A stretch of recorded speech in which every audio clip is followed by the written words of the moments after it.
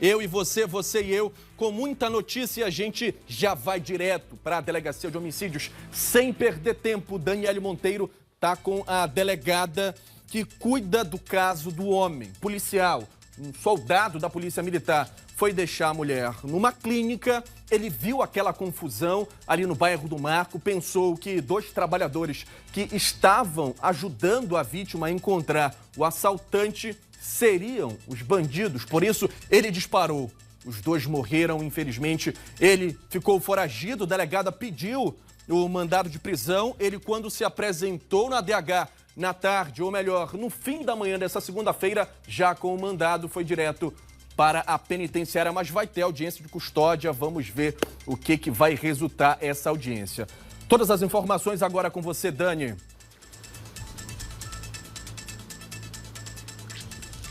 Olá, Pedro. Boa noite mais uma vez a todos que nos assistem aqui no Cidade Alerta Pará. O policial já está preso à disposição da Justiça e vai ser submetido a uma audiência de custódia. Ele está sendo indiciado por duplo homicídio. Quem fala mais para a gente sobre esse assunto é a delegada que está à frente das investigações, Daiane Monteiro. Boa noite, bem-vinda. Obrigada por conversar conosco. A gente sabe que é uma situação bem delicada, afinal de contas, Jackson Maciel e William Barbosa morreram nesse fatídico dia. Agora me diga uma coisa, o que o policial disse em sua defesa? Bom, o policial disse que havia acabado de chegar na clínica e assim que ele adentrou, ele se deparou com algumas pessoas gritando, pedindo socorro, de que estava ocorrendo um assalto com uso de arma de fogo. Segundo ele, assim que ele saiu das dependências da clínica, ele se deparou com a cena de um pedestre que estava sendo abordado por 2 pessoas em uma motocicleta. E segundo ele, o Jackson, que era o garupa da motocicleta, estava retirando algo da cintura que ele entendeu ser uma arma de fogo. Então, a única atitude que ele teve naquele momento foi de atirar para repelir aquilo que ele acreditava ser uma injusta agressão de terceiros. Então, essa foi a alegação, a defesa dele, de que ele agiu em legítima defesa daquele que ele acreditava ser a vítima do crime de assalto. Agora, por que em legítima defesa, se até então eles estavam tanto afastados da cena do suposto crime, né? Porque ele pensou que os 2 da moto fossem assaltantes. Pois é. Ele não estava trabalhando, ele não estava de serviço, ele estava paisano. Só que a legítima defesa, ela pode ser tanto para si próprio, como pode ser também para terceiros, tá? Então, assim, sim, ele poderia, sim, agir em legítima defesa. A grande questão é como as coisas aconteceram, né? Ele agiu, talvez de forma precipitada, talvez de forma imprudente, e por conta dessa ação dele, 2 pessoas perderam a vida, né? Então, o que a gente está apurando é se houve uma culpa dele nessa ação, né? Ou se houve um dolo eventual pelo fato de ele não ter tomado os devidos cuidados antes de agir e fazer disparos de arma de fogo contra as vítimas. O que precisa ainda acontecer durante essa investigação para a senhora entender se houve ou não esse dolo? Bom, algumas pessoas, algumas testemunhas ainda vão ser ouvidas. Segundo ele, após ele perceber que as 2 pessoas que estavam ao chão não eram 2 assaltantes, ele teria ido à clínica e pedido um telefone de alguém que estava lá para fazer uma ligação do CIOP. A gente vai checar se é verdade. Nós também vamos checar se, de fato, havia esse pedido, esse grito de socorro, tá? Ele diz que ouviu uma pessoa gritando por socorro. Pessoas pedindo por socorro, né? O que a gente já apurou foi que a legítima defesa, ela também tem um limite, né? Porque se agir fora dos limites, o agente pode responder por excesso, tá? E o que acontece? Ele alega que ele efetuou apenas um disparo e que esse disparo atingiu as 2 vítimas. Porém, nós temos um laudo de perícia das imagens que identificam pelo menos 3 tiros, tá? Tanto esse laudo quanto outros fatos dentro da investigação demonstram que foram pelo menos 3 tiros e não apenas um, tá? Então, assim, ainda tem mais... Nós ainda estamos com a investigação. Ele foi preso hoje, então, a contar da data de hoje, nós temos 10 dias para concluir esse inquérito. Então, o inquérito ainda segue e nós ainda temos outras diligências investigativas. Ele se entregou uma semana depois, ele disse onde estava, por que esperou 7 dias.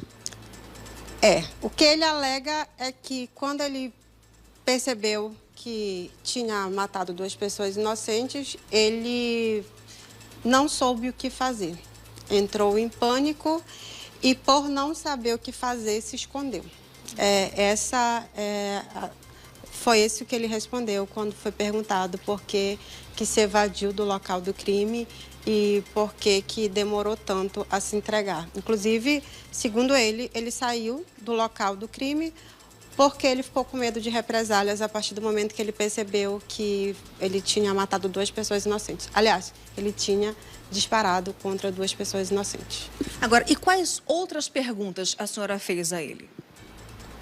Bom, nós perguntamos a respeito de como aconteceu todo o crime, tá? E no decorrer do interrogatório, ele pôde falar de forma detalhada como tudo aconteceu, né?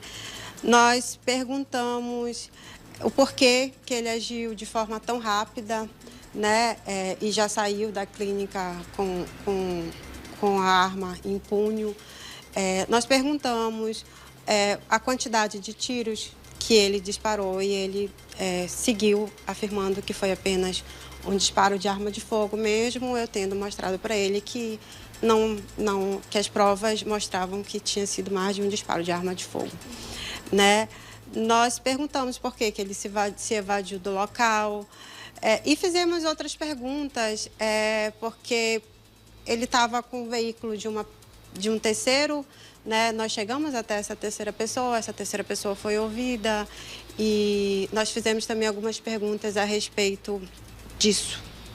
E sobre a conduta dele na corporação, se já passou por situações assim, dessa natureza, situações delicadas, de precipitação. A senhora perguntou também isso para ele? A senhora já investigou, na verdade, puxou a ficha dele? Bom, sim. Sim, ele não responde por nenhum outro crime, tá? Foi perguntado, sim, a respeito da conduta dele e quanto tempo que ele tinha. Ele tem 6 anos de polícia militar e, segundo ele, dentro desses 6 anos, ele nunca cometeu nenhuma falta grave ou não teve nenhuma outra conduta que o desabonasse. Eu sei que é muito cedo ainda a senhora traçar uma opinião sobre o comportamento do policial, mas pelo que a senhora já ouviu até o momento, já viu também, a senhora acha que... O que a senhora conclui a priori, nesse primeiro momento, bem embrionário, sobre a postura do policial? Eu prefiro não concluir, tá? Eu prefiro seguir com as investigações e não colocar aqui uma opinião precipitada. A senhora ainda vai pedir, né, mais imagens de câmeras de segurança, que ainda deve ser chamado para depor? A gente ainda deve ouvir pessoas que estavam no local dos fatos, bem como a gente deve verificar se, de fato, ele acionou o CIOP logo após o ocorrido. Alguma testemunha já procurou a DH, querendo colaborar com as investigações, passando alguma informação sigilosa? Não, nenhuma testemunha nos procurou, tá? Inclusive, se tiver alguém que estava no local e quiser trazer alguma informação a mais, será muito bem-vindo. Mas até agora nenhuma testemunha nos procurou, no entanto, nós estamos procurando essas pessoas. Após fazer os disparos, ele falou à senhora se parou para prestar socorro? Como é que foi esse momento entre o disparo e ele deixar o local?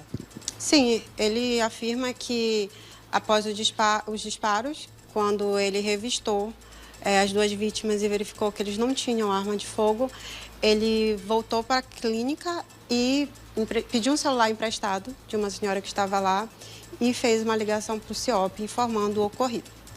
Depois disso, ele diz que voltou lá ao local do crime e depois ele pegou o seu veículo e foi embora, segundo ele, com medo de represálias. Ele foi de carro, moto? De carro. De carro. Bom, então, para a gente finalizar, delegada, só reforce aí um pedido de quem puder colaborar com as investigações, que procure a DH. Exatamente. Quem puder colaborar com as investigações, com certeza irá ajudar muito, apesar de que o inquérito já tá bem avançado, as investigações, nós já temos muitas informações, né? Seria realmente só para que não fique nenhuma brecha, né? Nenhuma aresta por aparar. Delegada Daiane Monteiro, obrigada pelas suas informações, um bom trabalho para a senhora e toda a sua equipe. Então, lembrando que no prazo de 10 dias o inquérito deve ser concluído, o policial está preso, vai ser submetido à audiência de custódia e mais cedo o meu colega Danilo Magela conversou com os advogados de defesa e acusação. Assista comigo essa reportagem.